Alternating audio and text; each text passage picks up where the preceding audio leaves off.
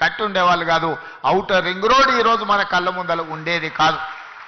ఈరోజు శంషాబాద్లో అంతర్జాతీయ ఎయిర్పోర్ట్ ప్రపంచంలోనే వన్ ఆఫ్ ద బెస్ట్ ఎయిర్పోర్ట్గా గుర్తింపు పొందింది అని అంటే ఆనాడు ఆ నాయకులు కూడా ఒక ఆలోచన చేయబట్టే ఈరోజు ఫార్మాలో మనం ప్రపంచాన్ని శాసిస్తున్నాం. ఐటీ రంగంలో ప్రపంచంతో పోటీ పడుతున్నాం. సిలికాన్ వ్యాలీలో ఈరోజు మన పిల్లలు గొప్ప గొప్ప పొజిషన్లో ఉన్నారు అని అంటే ఆనాటి నాయకులు ఒక ప్రణాళికబద్ధమైన ఆలోచన చేసిండ్రు కాబట్టి ఈరోజు ప్రపంచంతో పోటీ పడగలుగుతాం. అందుకే మిత్రులారా, గతం నుంచి భవిష్యత్తుకు పునాదులు వేసుకోవాలి. గత అనుభవాలు మన భవిష్యత్తుకి ప్రయోజనకరంగా ప్రణాళికలు మనం రచించుకోవాలి.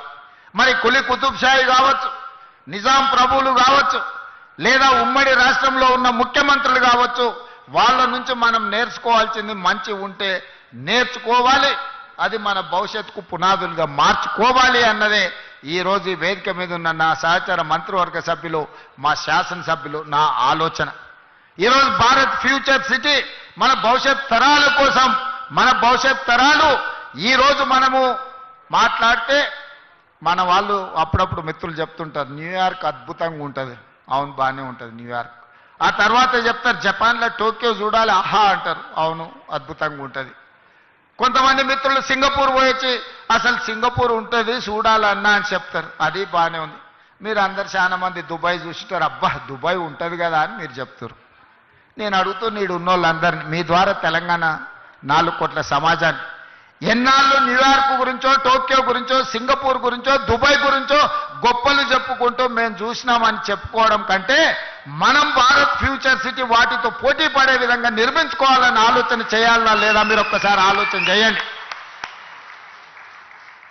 నాకు 10 సంవత్సరాలు ఇవ్వండి, న్యూయార్క్లో ఉన్నోడు కూడా భారత్ ఫ్యూచర్ సిటీ నేను చూసి వచ్చినని చెప్పుకునే విధంగా ఈరోజు ఈ నగరాన్ని నిర్మిస్తా. రేపు పొద్దుగాల మీరు గొప్పగా ఎక్కడుంటావు నువ్వు, నీ ప్రాంతం ఏది అంటే నాది భారత్ ఫ్యూచర్ సిటీ అని మీరు చెప్పుకునే విధంగా దీన్ని తీర్చిదిద్దే బాధ్యత మా ప్రభుత్వం తీసుకుంటుంది, నా సహచర మంత్రివర్గ సభ్యులు తీసుకుంటారు. 70 ఏళ్ల నుంచి ఇదే చెప్పుకుంటున్నాం. అమెరికా గురించో, జపాన్ గురించో, జర్మనీ గురించో, సింగపూర్ గురించో, దుబాయ్ గురించో 70 సంవత్సరాల తర్వాత కూడా ఇక మన గురించి ఎవరు చెప్పుకునే చరిత్ర రాసుకోవాల్సిన అవసరం లేదా? మీరు ఒక్కసారి ఆలోచన చేయండి. అవును, ఇంత పెద్ద అభివృద్ధి జరిగినప్పుడు కొంతమందికి ఏదైనా నష్టం కష్టం వచ్చి ఉండొచ్చు.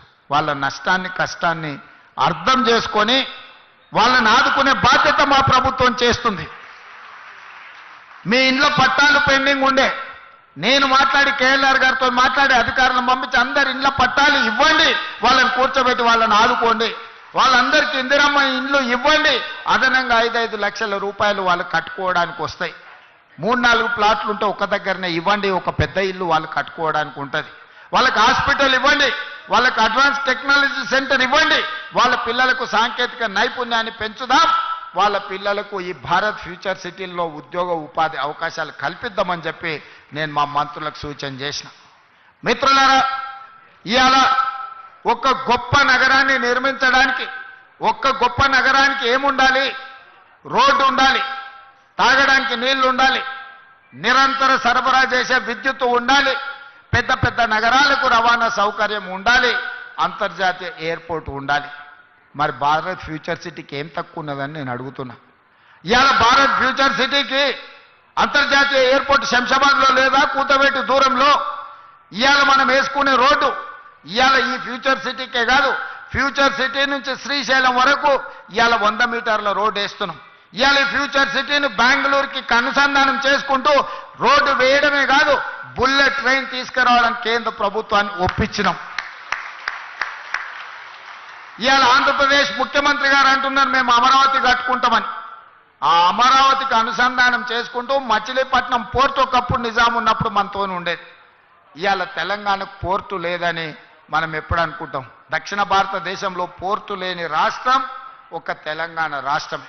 అందుకే ఈరోజు పోర్టు లేని బాధను తీర్చడానికి మీ ఫ్యూచర్ సిటీ నుంచే, మన ఫ్యూచర్ సిటీ నుంచే మచిలీపట్నం పోర్టు వరకు dedicated green field national highway 12 lanes రోడ్డును వేసి భవిష్యత్తులో ప్రపంచాన్ని దిగుమతి చెయ్యాలన్నా మన పరిశ్రమలలో ఉత్పత్తి చేసే వస్తువులను ప్రపంచానికి ఎగుమతి చేయాలన్న మచిలీపట్నం పోర్ట్కి ఈరోజు కనెక్టివిటీ ఫైనల్ అయింది.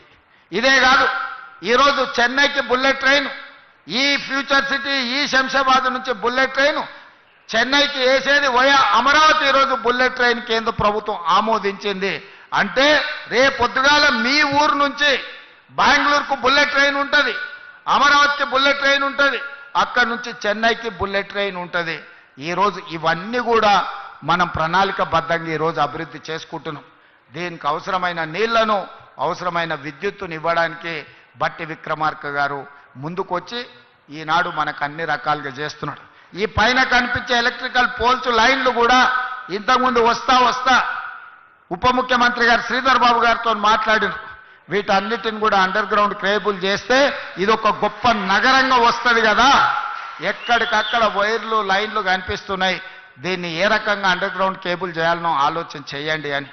ఈ రకంగా ఈ నగరాన్ని అభివృద్ధి చేయాలని ఆనాడు పులి